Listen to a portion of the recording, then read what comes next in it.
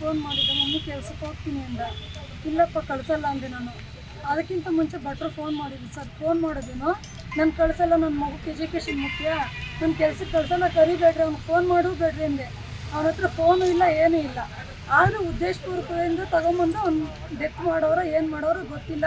ಈಗ ಕಾಲು ಹಿಡ್ಕೊಂಡು ಕೇಳಿದೆ, ನನ್ನ ಮಗುಗೆ ಏನಾಗೈತೆ ಹೇಳ್ರು ಅಂತ. ನನಗೆ ಅವ್ರು ಏನು ಹೇಳಲಿಲ್ಲ. ಅವ್ರು ನಂಗೆ ನ್ಯಾಯನೇ ಕೊಡಲಿಲ್ಲ. ಸ್ಟೇಷನ್ಗೆ ಬಂದು ನನ್ನ ಗಂಡು ಓದು ಇಲ್ಲ, ಬರಹ ಇಲ್ಲ, ಅವ್ರ ಕೈಲಿ ರಾಂಗಾಗಿ ಸೈನ್ ಮಾಡಿಸ್ಕೊಂಡವ್ರು ಸರ್. ಸಿಕ್ಕಾಗಿ ಬರೆದ್ಬಿಟ್ಟು ರಾಂಗಾಗಿ ಸೈನ್ ಮಾಡಿಸ್ಕೊಂಡವ್ರು. ನನ್ನ ಮಗುಗೆ ನಂಗೆ ನ್ಯಾಯ ಮಾತ್ರ ಬೇಕು ನನಗೆ, ಇಷ್ಟೇ ಸರ್. ನಮ್ಗೆ ಜಾಸ್ತಿ ನೋವು ಐತೆ. ಇವತ್ತಿಗೂ ಅವ್ರು ನಮ್ಗೆ ಏನು ಅಂತ ಹೇಳಿಲ್ಲ. ಇವತ್ತಿಗೂ ನನ್ನ ಮನೆ ಬಾಗಿಲಿಗೆ ಬಂದ್ಬಿಟ್ಟು ಹಿಂಗಾಗೈತಕ್ಕಂತ ಒಂದು ಕ್ಲೂ ನನಗೆ ಕೊಟ್ಟಿಲ್ಲ ಇವತ್ತಿಗೂ ಅವರು. ನನ್ನ ನ್ಯಾಯ ಮಾತ್ರ ಹೇಳ್ರಿ, ತಪ್ಪು ಒಪ್ಕೊಂಡ್ರೆ ಇಲ್ಲ, ಒಪ್ಕೊಂಡ್ರೆ ಇಲ್ಲ ಸರ್. ನನ್ನ ನ್ಯಾಯ ಮಾತ್ರ ಬೇಕು. ನನ್ನ ಮಗು ನನ್ಗೆ ತಂದ್ಕೊಡ್ಲಿ ಸರ್. ಏನು ಹೇಳ್ತಾರೆ ಕೇಳಿದ್ರೆ? ಏನು ಹೇಳ್ತಾ ಇಲ್ಲ ಸರ್, ಏನು ಹೇಳ್ತಾನೆ ಇಲ್ಲ ಅವರು. ಅನ್ನಕ್ಕೆ ಬಂದಿದ್ರು, ನನ್ನ ಮಗುಗೆ ಒಂದು ಮಗುಗೆ ಅನ್ನ ಹಾಕೋದಕ್ಕೆ ನನಗೆ ಹೋಗ್ತಾ ಇಲ್ಲ. ಅನ್ನಕ್ಕೆ ಬಂದಿದ್ರು ಅಂತ ಬರ್ತಿದ್ದಾರೆ ಸರ್. ಸ್ವಲ್ಪ ಇನ್ಸ್ಪೆಕ್ಟರ್ ಹತ್ರ, ಪೊಲೀಸ್ ಸ್ಟೇಷನಲ್ಲಿ ನಮ್ಗೆ ನ್ಯಾಯನೇ ಇಲ್ಲ ಸರ್. ಅಲ್ಲಿ ನಮ್ಗೆ ನ್ಯಾಯ ಬೇಕು, ಎಲ್ಲಿಗಾದ್ರೂ ಸರಿ ನನ್ನ ಮಗುಗೆ ನ್ಯಾಯ ಬೇಕು. ನಮ್ಗೆ ನ್ಯಾಯ ದೊರಕಿಸ್ಕೊಟ್ರೆ ಅಷ್ಟೇ. ನಿಮ್ಗೆ ಏನಂತ ಫೋನ್ ಮಾಡಿ ಹೇಳಿದ್ರು? ನನ್ ಕೆಲ್ಸಕ್ಕೆ ಕಳ್ಸ್ರಿ ಅಂದ್ರು. ನಾನು ಎಜುಕೇಶನ್ ಮುಖ್ಯ, ನನ್ ಕಳ್ಸಲ್ಲ. ಏನು ಓದ್ತಿದ್ದಾಗ? ಸೆಕೆಂಡ್ ಪಿ ಸಿ ಓದ್ತಿದ್ದೆ ಸರ್. ಫಸ್ಟ್ ಪಿ ಸಿ ಆಗಿ ಸೆಕೆಂಡ್ ಪಿ ಸಿ ಓದ್ತಿದ್ದ. ನನ್ಗೆ ಎಜುಕೇಶನ್ ಮುಖ್ಯ, ನಾನು ಕಳ್ಸಲ್ಲ, ಕೆಲ್ಸಕ್ಕೆ ಕರಿಬೇಡ್ರಿ ಅಂತ ಹೇಳಿದೆ. ಆದರೂ ಬೇರೆ ಮೂರನೇ ವ್ಯಕ್ತಿ ಕರ್ಕೊಂಡು ಹೋಗೋ ಒಂದು ಪೊಲೀಸ್ ಇದು ಕೆಲ್ಸಕ್ಕೆ ಅಂತ. ಏನವ್ರ ಹೆಸರು? ಮೂರನೇ ವ್ಯಕ್ತಿ ಹೆಸರು ಪ್ರವೀಣ್ ಅಂತ ಹೇಳ್ಬಿಟ್ಟು. ಅವ್ರ ತಮ್ಮ ಹೆಸರು, ಅವನ ಹೆಸರೇನು ಅಲ್ಲ, ಅವ್ನು ನಾನು ಕೇಳ್ದೆ. ಲಕ್ಷ್ಮೀಕಾಂತ್, ಅವನ ಹೆಸರು ನನಗೆ ಗೊತ್ತಿಲ್ಲ ಸರ್. ಲಕ್ಷ್ಮೀಕಾಂತ್ ಅಂತೆ. ಅವ್ನು ಕೇಳ್ದೆ, ನಾನು ಕಳ್ಸಲ್ಲ ಅಂತ ಹೇಳಿದ್ದೆ. ಕಳ್ಸಲ್ಲ ಅಂದಮೇಲೆ ಏನು ಕರ್ಕೊಂಡು ಹೋದ್ರೆ ಗೊತ್ತಿಲ್ಲ. ಅವ್ನು ಡೆತ್ ಮಾಡೋರು ಅಂತಾನೆ ನನ್ಗೆ ನಂಬಿಕೆ ಸರ್. ಅವ್ರಿಗೆ ನನ್ಗೆ ಅನುಮಾನನೂ ಜಾಸ್ತಿ ಐತೆ. ಅಪ್ಪ, ಈ ಅಕ್ಕಪಕ್ಕದ ಹುಡುಗರು ಬಂದಿದ್ದವ್ರು ಏನು ಹೇಳಿದ್ರು? ಕೆಲ್ಸಕ್ಕೆ ಬಂದಿದ್ರು ಹುಡುಗರು ಯಾರನ್ನೂ ಹೇಳುತ್ತಾ ಇಲ್ಲ ಸರ್, ಯಾರನ್ನೂ ಹೇಳುತ್ತಾ ಇಲ್ಲ. ಎಲ್ಲ ಅವ್ರಿಗೆ ಇದು ಮಾಡ್ಕೊಂಡ್ಬಿಟ್ಟಿದ್ದಾರೆ. ದುಡ್ಡು ಕಾಸೆ ಕೊಟ್ಬಿಟ್ಟು ಎಲ್ಲ ಬಿಟ್ಟು ಅವ್ರಿಗೆ ಇದು ಮಾಡ್ತಾವ್ರು. ನಮ್ಗೆ ರಕ್ಷಣೆನೇ ಇಲ್ಲ ಇಲ್ಲಿ. ನಮ್ಗೆ ರಕ್ಷಣೆ ಬೇಕು.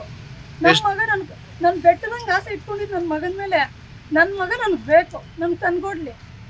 ಎಷ್ಟು ವರ್ಷ ಅಕ್ಕ ಮಗಂಗೆ? 17 ವರ್ಷ ಸರ್. ನಾವು ಬೇರೆ ಕಡೆ ಇದ್ವಿ. ಫೋನ್ ಬಂತು ನಮಗೆ. ಫೋನ್ ಬಂದಮೇಲೆ ಈ ಥರ ರಮೇಶ್ ಅಣ್ಣ ಮಗ ಈ ಥರ ಅಡುಗೆ ಕೆಲಸಕ್ಕೆ ಕರ್ಕೊಂಡು ಹೋಗಿದ್ದಾರೆ, ಕರೆಂಟ್ ಶಾಕ್ ಹೊಡೆದು ಹಿಂಗೆ ಬಿದ್ದೋಗಿದ್ದಾನೆ ಅಂತ. ಬಿದ್ದೋಗಿದ್ದಾನೆ ಅಂತಂದರೆ ನಾವೇನಾಗಿರುತ್ತೆ, ಏನೋ ಹಾಸ್ಪಿಟ್ಲ್ ಆಗಿರುತ್ತೆ ಅಂತ ಅಂದ್ಕೊಂಡ್ರೆ ಮೇಜರ್ ಏನಾಗಿದೆ, ಹಾಸ್ಪಿಟ್ಲಲ್ಲಿ ಹೋಗೋಕ್ಕೆ ಮುಂಚೆ ಇಲ್ಲೇ ಡೆತ್ ಆಗಿಬಿಟ್ಟಿದೆ. ಆಮೇಲೆ ಇಲ್ಲಿ ಬಂದು ಕೇಳಾದ್ಮೇಲೆ ಇವ್ರು ಏನು ಹೇಳ್ತಾರೆ ಅಂತಂದರೆ, ಯಾರು ನಮಗೇನು ಗೊತ್ತಿಲ್ಲ, ಅಡುಗೆ ಪಾತ್ರೆ ಇಟ್ಕೊಂಡಿದ್ದ, ಮಜ್ಜಿಗೆ ಹೋಗಿ ಬಿದ್ದೋದ ಅಂತೆಲ್ಲ ಬೇರೆ ಬೇರೆ ಎವಿಡೆನ್ಸ್ ಎಲ್ಲ ಕೊಡ್ತಾರೆ. ನಾವೇನು ಮಾಡ್ತೀವಿ, ಈಗ ಅಲ್ಲಿ ಕೆಲಸಕ್ಕೆ ಬಂದರೆ ವರ್ಕರ್ಸ್ಗೆಲ್ಲ ಫೋನ್ ಮಾಡ್ತೀವಿ. ಬರ್ಬೇಕಾದ್ರೆ ಫೋನ್ ಮಾಡ್ಕೊಂಡು ನಮ್ಮ ಮಾಹಿತಿ ಪ್ರಕಾರ ಬರ್ತೀವಿ. ಒಂದು 10 ಜನ ನಮ್ಮ ಹತ್ರ ವಿಡಿಯೋಗಳಿದೆ. ಅವ್ರು ಕೇಳಿದ್ರೆ ಅವ್ರು ಒಂಥರ ಅನುಮಾನಿಸ್ಬೋದಾಗೂ ಹೇಳಿದ್ರು, ಈ ಥರ ಆಯಿತು ಮಣ್ಣಾಗಲಿ ಹೇಳ್ತೀವಿ. ಇನ್ನೊಬ್ಬ ಏನು ಮಾಡ್ತಾನೆ, ಹಿಂಗೆ ಓನರ್ ಹೋಗಿ ಫೀಸ್ ಕಿತ್ತಾಗ್ದ, ಬಿದ್ದೋದ, ಓನರ್ ಹೋಗಿ ಫೀಸ್ ಕಿತ್ತಾಗ್ದ ಅಂತ. ಆಮೇಲೆ ಅಂಗಡಿ ಹತ್ರ ಹೋಗಿ ಎನ್ಕ್ವೈರಿ ಮಾಡ್ತೀವಿ. ಅಂಗಡಿ ಹತ್ರ ಬಂದು ಯಾರೋ ಮಹಿಳೆ ಒಂದು ನಮ್ಮ ಅಂಗಡಿಯಲ್ಲಿ ಬಂದು ಚಾರ್ಜ್ ಹಾಕಿರ್ತಾರೆ. ಯಾಕಂತ ಹೇಳಿದ್ರೆ ಈ ಥರ ಅಲ್ಲಿ ಫೀಸ್ ಕಿತ್ತಾಕಿದ್ದಾರೆ, ಆ ಮಗು ಹಿಂಗೆ ಬಿದ್ದೋದ, ಕರೆಂಟ್ ಶಾಕ್ ಹೊಡೆದು ಅಂತ ಹೇಳ್ಬಿಟ್ಟು ಆ ಮಹಿಳೆಯವ್ರು ಹೇಳ್ತಾರೆ. ಅವರು ಸ್ಟೇಟ್ಮೆಂಟ್ ಕೊಡ್ತಾರೆ ಪೊಲೀಸವ್ರಿಗೂ. ಅವ್ರಿಗೆ ಬೇರೆ ಉಲ್ಟಾ ಹೇಳ್ಬೋದು, ಕೊಡ್ತಾರೆ. ಅದಾದಮೇಲೆ ಏನು ಮಾಡ್ತೀವಿ, ನಮ್ಮ CC ಕ್ಯಾಮ್ರಾನು ಓಪನ್ ಮಾಡಿರ್ತೀವಿ. ಅಲ್ಲಿ CC ಕ್ಯಾಮ್ರಲ್ಲಿ ಏನು ಮಾಡ್ತೀವಿ ಅಂತಂದರೆ, ಓಪನ್ ಮಾಡ್ತಿದ್ರೆ ಇವ್ರದ್ದು ಅಡುಗೆ ಭಟ್ರು ಗಾಡಿಯಲ್ಲಿ ಬರೋದಿಲ್ಲ, ಬರೀ ಒಬ್ಬ ವ್ಯಕ್ತಿ ಮಾತ್ರ ಅವ್ರು ಎತ್ಕೊಂಡು ಹೋಗ್ತಾರೆ. ಅಷ್ಟು ಮಾತ್ರ ನಮ್ಗೆ ಕಾಣಿಸುತ್ತೆ. ಅಲ್ಲಾದಮೇಲೆ ಸ್ಟೇಷನ್ ಹತ್ರ ಬಂದು ರಿಪೋರ್ಟ್ ನಾವು ಬರೋಕ್ಕೆ ಸ್ವಲ್ಪ ಲೇಟ್ ಆಯಿತು. ನಮ್ಮ ಅಣ್ಣ ಪಾಪ ಎಜುಕೇಷನ್ ಮಾಡಿಲ್ಲ, ಏನಿಲ್ಲ, ನಾವು ಬರೋದು ಲೇಟ್ ಆಯಿತು. ಏನು ರೀ ಈ ಥರ ಕಂಪ್ಲೇಂಟಲ್ಲಿ ಈ ಥರ ಬರ್ಸಿದ್ದೀರಿ ಅಂತಂದರೆ, ನೋಡಿರಿ ಕಂಪ್ಲೇಂಟಲ್ಲಿ ಸರ್ ಅವರು 15/7 ಡೇಟ್ ಮಾಡ್ಕೊಂಡಿದ್ದಾರೆ. ನಮ್ಮ ಪೊಲೀಸರು ಓದಿರ್ತಾರಲ್ಲ, ನೋಡಿ ಎಂಥ ನಿರ್ಲಕ್ಷ್ಯ ತಗೊಂಡಿದ್ರಿ ಕಂಪ್ಲೇಂಟಲ್ಲಿ ಅಂತ ಹೇಳ್ಬಿಟ್ಟು. ಆಗಿರೋದು ಬಂದ್ಬಿಟ್ಟು ಇಲ್ಲೇ ನೋಡಿ ಸರ್, 15/6 ಡೆತ್ ಆಗ್ತಾನೆ ಮಗು. ಇವ್ರು ಏನು ಹೇಳಿರ್ತಾರೆ, ಇಲ್ಲಿ 15/7 ಅಂತ ಡೇಟ್ ಕೊಟ್ಟಿರ್ತಾರೆ. ಆಮೇಲೆ ಏನಾಗಿರುತ್ತೆ, 1 ವರ್ಷ ಹಿಂದೆ ನಿಮೋನಿಯಾ ಜ್ವರ ಬಂದಿರ್ತದೆ. ಅವ್ರಿಗೆ ಹೇಳಿರ್ತಾರೆ ಏನಾಗಿದೆ ಕೇಳಿದಾಗ, ಅದನ್ನು ಮೇಜರಾಗಿ ಮೆನ್ಷನ್ ಮಾಡವ್ರೆ. ಅದೇನು ಅವ್ರಿಗೇನು ಮೆನ್ಷನ್ ಮಾಡ್ಬೇಕಂತದೇನಿಲ್ಲ. ನಮ್ಮ ಹುಡುಗನ ಕಾಯಿಲೆನೂ ಇರಲಿಲ್ಲ, ಏನಿಲ್ಲ. ಅದು 17 ಮೆಂಬರ್ ಅಂತಂದರೆ ಅವ್ನಿಗೆ ಅಂತ ಹಾರ್ಟ್ ಅಟ್ಯಾಕ್ ಬರೋದು ಅಂಥದ್ದೇನು ಚಾನ್ಸೇ ಇರೋದಿಲ್ಲ. ಸೊ ನಾನೇನು ಹೇಳ್ತೀನಿ ಅಂತಂದರೆ, ಈ ಮೇಲೆಗಡೆ ಈಗ ಕೆಲವರು ನಮ್ಗೆ ಮಾಹಿತಿ ಕೊಟ್ಟವ್ರು ಏನಂತಂದರೆ, ಮೇಲೆಗಡೆ ಶಾಮಿಯಾನ ಬಿಚ್ಚಕ್ಕೆ ಹೋಗಿ ಅಲ್ಲಿ ಸ್ವಲ್ಪ ಶಾರ್ಟ್ ಸರ್ಕ್ಯೂಟ್ ಆಗಿ ಟಚ್ ಆಗಿ ಒಂದು ಜಿಮ್ ಅಂತ ಬಿದ್ದೋದಾಗ ಈ ಥರ ಆಗಿದೆ ಅಂತ ಹೇಳ್ಬಿಟ್ಟು ನಮ್ಗೆ ಮಾಹಿತಿ ಕೊಡ್ತಾರೆ. ನಾವು ಅದನ್ನೆಲ್ಲ ಕನೆಕ್ಟ್ ಮಾಡಿದಾಗ ನಮ್ಗೇನು ಗೊತ್ತಾಗುತ್ತೆ ಅಂದರೆ, ಓ ಇದೇನೋ ಹಿಂದೆಗಡೆ ಏನೇನೋ ಇದೆ. ಓಕೆ, ನಾವು ಡಿಪಾರ್ಟ್ಮೆಂಟ್ ಹತ್ರ ಬರ್ತೀವಿ, ಒಂದು 4-5 ಸಲ ಬರ್ತೀವಿ. ನಾಳೆ ಡೇಟ್ ಬಾ, ನಾಡಿದ್ದು ಡೇಟ್ ಬಾ, ಇನ್ನೊಂದು ಡೇಟ್ ಬಾ ಅಂತ ಕೊಡ್ತಾರೆ. ಕೊಟ್ಟಾದ್ಮೇಲೆ ಏನು ಮಾಡ್ತಾರೆ, ಊರಲ್ಲಿ ಒಂದು ಸಲ ದೊಡ್ಡವ್ರ ಹತ್ರ ಮಾತಾಡ್ತಾರೆ. ಊರಲ್ಲಿನೂ ಸುಮ್ಮನೆ ಗಲಾಟೆಗಳಾಗೋದು ಬೇಡ ಊರಲ್ಲಿ ಅಂತ ಮಾತಾಡ್ತಾರೆ. ಏನೋ ಒಂದು ಪರಿಹಾರ ಕೊಡೋಕ್ಕೆ ಮಾತಾಡ್ತಾರೆ. ಆಯಿತು, ಅಲ್ಲಿ ಒಪ್ಕೊಂತಾರೆ. ಮತ್ತೆ 2 ಡೇಸ್ ಆಗುತ್ತೆ, ನನಗೆ ಅದಕ್ಕೆ ಸಂಬಂಧ ಇಲ್ಲ, ನಾನು ದುಡ್ಡು ಕೊಡಲ್ಲ, ಆಗಲ್ಲ, ಏನು ಮಾಡಲ್ಲ ಅಂತೇಳಿ ಇದು ಮಾಡ್ತಾರೆ. ನೀವು ಕಾನೂನು ಪ್ರಕಾರ ಏನು ಬೇಕೋ ಮಾಡ್ಕೊಳ್ಳಿ, ಆಯಿತು, ನಮ್ಗೆ ಅವ್ರು ಗೊತ್ತು ಇವ್ರು ಗೊತ್ತು ಅಂತೆಲ್ಲ ಅವರು ಆ್ಯಂಗಲಲ್ಲಿ ಹ್ಯಾಂಡಲ್ ಮಾಡಿದ್ದಾರೆ. ಆಲ್ರೆಡಿ ಇಲ್ಲಿ ಬಂದಿರೋರು ಸುಮಾರು ಜನನು ಎಲ್ಲ ಇಲ್ಲೆಲ್ಲ ಲೀಡರ್ಲೇ ಬಂದಿದ್ದಾರೆ. ಅವ್ರದ್ದು ಬೇಕಾದ್ರೆ ಫೋಟೋ ಎಲ್ಲ ತೆಗೆಸ್ಕೋಬೋದು. ಇಲ್ಲೇ ಸ್ಟೇಷನಲ್ಲಿ ವಿಡಿಯೋ ಎಲ್ಲ ಸಿಗುತ್ತೆ. ಬಂದಿಲ್ಲ ಅಂತ ಹೇಳೋಕ್ಕೂ ಕಾರಣ ಅಲ್ಲಿರುತ್ತೆ. ಅದಕ್ಕೆ ನಮ್ಗೇನು ಗೊತ್ತಾ, ನಮ್ಮ ಹುಡುಗನು ಹೆಂಗೆ ಸತ್ತ, ಮೇ ಬಿ ನಮ್ಮ ಹುಡುಗನ ಸತ್ತಿರಬೇಕು, ಇಲ್ಲ ಸಾಯ್ತಿರ್ಬೇಕು, ಇಲ್ಲ ಏನೋ ಒಂದು ಆಗಿದೆ. ಹಾರ್ಟ್ ಅಟ್ಯಾಕ್ ಅಂತೂ ಅಲ್ಲ. ರಿಪೋರ್ಟ್ ಬರಲಿ, ರಿಪೋರ್ಟ್ ಅಂದರೆ ನಮಗೆ ಪೊಲೀಸ್ ಮಾಹಿತಿ ತೊಗೊಂಡ್ರೆ 35 ದಿವಸ ಬರುತ್ತೆ ಅಂತ ಒಂದ್ಸಲ ಮಾಹಿತಿ ಕೊಟ್ಟರು. ಈಗ ಕೇಳಿದ್ರೆ ವರ್ಷ ಆಗ್ಬೋದು, 1.5 ವರ್ಷ ಆಗ್ಬೋದು ಅಂತ ಹೇಳ್ತಾರೆ. ಆದರೆ ನಾವು ಬೇಕಾದ್ರೆ ತರಿಸ್ಕೊಂತೀವಿ, ನಮಗೂ ಏನೋ ಒಂದು ಕಾನೂನು ಬಗ್ಗೆ ಗೊತ್ತಿದೆ, ನಮ್ಗೆ ಮೇಜರ್ ಬೇಕು ಅಂತ ಏನೋ ಒಂದು ನಾವು ಟ್ರೈ ಮಾಡ್ತೀವಿ, ನೋಡೋಣ ಆಗಲಿ. ನಮಗೇನೋ ಈ ಕೇಸ್ ಬಗ್ಗೆ ನಮ್ಗೆ ಮಾಹಿತಿ ಬೇಕು, ಏನಾಯಿತು, ಹೆಂಗಾಯಿತು, ಯಾಕೆ ಈ ಥರ ಮಾಡಿದ್ರು. ಆಮೇಲೆ ಮೈನರ್ ಇದ್ದಾನೆ, 17 ವರ್ಷ, ಯಾಕೆ ಕರ್ಕೊಂಬಂದರು, ಏನಕ್ಕೋಸ್ಕರ ಕರ್ಕೊಂಬಂದರು. ನಮ್ಮ ಹುಡುಗನ ಅಲ್ಲಿಂದ ಇಲ್ಲಕ್ಕೆ ಬೇರೆಯವ್ರ ಜೊತೆ ಫ್ರೆಂಡ್ ಜೊತೆ ಊಟ ಮಾಡೋಕ್ಕೆ ಬಂದಿಲ್ಲ. ಅದೇ ಅವನು ಬಾಡಿಗೆ ಭಟ್ರದ್ದು ಟೀ ಶರ್ಟ್ ಎಲ್ಲ ಇದೆ ಅದರಲ್ಲಿ, ಅದನ್ನೆಲ್ಲ ಗಮನಿಸ್ಕೊಳ್ಳಿ ಸರ್, ಎಲ್ಲ ಫೋಟೋ ಎಲ್ಲ ಇದೆ.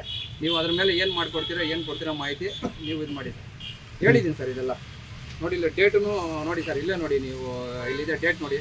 ಒಂದು 7ನೇ ತಿಂಗಳು ಹಾಕಿದ್ದಾರೆ, ಆಮೇಲೆ 6ನೇ ತಿಂಗಳು ಆಗಿರೋ, ಇನ್ನು 7ನೇ ತಿಂಗಳು ಬಂದೇ ಇಲ್ಲ, ಇಲ್ಲೊಂದು ಮೆನ್ಷನ್ ಮಾಡಿದ್ದಾರೆ. ಈ ಥರ ಆಗಿದೆ. FIR ಕಾಪಿ ಯಾವುದೂ ಮಾಡಿಲ್ಲ. ಗೊತ್ತಾದ್ಮೇಲೆ ನಮ್ಮ ಮಗುನ ಇದು ಮಾಡಿಬಿಟ್ಟು ನನ್ನ ಹತ್ರ ಸೈನ್ ಹಾಕ್ತಾನೆ ಸರ್. ಏನಾಗಿದೆ ಅಂತ ಕೇಳಿದ್ರೆ ಏನು ಹೇಳಿದ್ರು ಸರ್. ಆಮೇಲೆ ಏನು ಹೇಳಿದ್ರು ಅಂದರೆ ನನ್ನ ಮಗ ಊಟಕ್ಕೆ ಬಂದವನು ಅಂತ ಹೇಳ್ಬಿಟ್ಟು ಕಂಪ್ಲೇಂಟಲ್ಲಿ ಬರ್ತಾರೆ ಸರ್. ನಾನು 3ನೇ ದಿನ ಬಂದಿದ್ದೀನಿ. ಆಮೇಲೆ ಇವಾಗ ಕೇಳಿದ್ರು ಆನ್ಸರ್ ಕೊಟ್ಟಾರೆ ಸರ್. ನಮ್ಗೆ ನ್ಯಾಯ ಬೇಕು ಸರ್. ಯಾರು ಕರ್ಕೊಂಬಂದಿದ್ದು, ಏನು ಕೆಲ್ಸಕ್ಕೆ ಕರ್ಕೊಂಬಂದಿದ್ರು, ಏನಂತ? ಗಂಗರಾಜು ಅಂತೇಳಿ ಬೆಳಿಗ್ಗೆ ಫೋನ್ ಮಾಡಿದೆ ಸರ್, ಶನಿವಾರ ಬೆಳಿಗ್ಗೆ ಹಾಂ. ಫೋನ್ ಮಾಡಿದ್ರೆ ನಾವು ಕಳ್ಸಲ್ಲಪ್ಪ, ಕಾಲೇಜಿದೆ ನನ್ನ ಮಗನಿಗೆ, ನಾನು ಕಳ್ಸಲ್ಲ ಅಂದೆ. ಗಂಗರಾಜ್ ಹೊರಗೆ ಬಂದು ಇದನ್ನ ಗೊತ್ತಿಲ್ಲ ಸರ್ ನಮಗೆ. ಆಮೇಲೆ 2 ಗಂಟೆಗೆ ನನ್ನ ಮನೆ ಕಾಲೇಜಿಂದ ಬಂದರೆ, ಆಮೇಲೆ 3 ಗಂಟೆಯಲ್ಲಿ ಪ್ರವೀಣ್ ಅನ್ನೋರು ಕರ್ಕೊಂಬಂದಿದ್ದಾರೆ ಸರ್.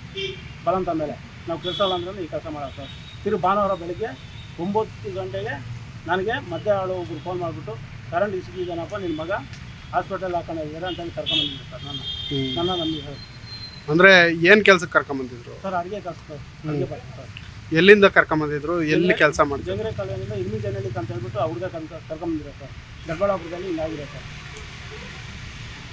ಈಗ ಏನು ಹೇಳ್ತಾರೆ, ಕೇಳಿದ್ರೆ ಏನು ಹೇಳಿದ್ರು? ಸರ್ ಕೇಳಿದ್ರೆ ಏನು ಹೇಳ್ತಾ ಇಲ್ಲ ಸರ್, ಇವತ್ತು ಹೇಳ್ತಾ ಇಲ್ಲ ಸರ್. ನಿಮ್ಮ ಮಗನ ಸಾವು ನ್ಯಾಯ ಬೇಕು. ನಮ್ಗೆ ನನ್ನ ಮಗ ಹೆಂಗೆ ಸತ್ತು ಅಂತ ಕೇಳ್ತಾ ಇದ್ದೀವಿ ಸರ್. ಅದು ಹೇಳ್ತಾನೆ ಇಲ್ಲ ಸರ್ ಯಾರು. ನ್ಯಾಯ ಬೇಕು. ನ್ಯಾಯ ಬೇಕು ಸರ್ ನಮಗೆ. ನಿಮ್ಮ ಹೆಸರು? ರಮೇಶ್ ಅಂತ ಸರ್ ನಮ್ಮ ಹೆಸರು.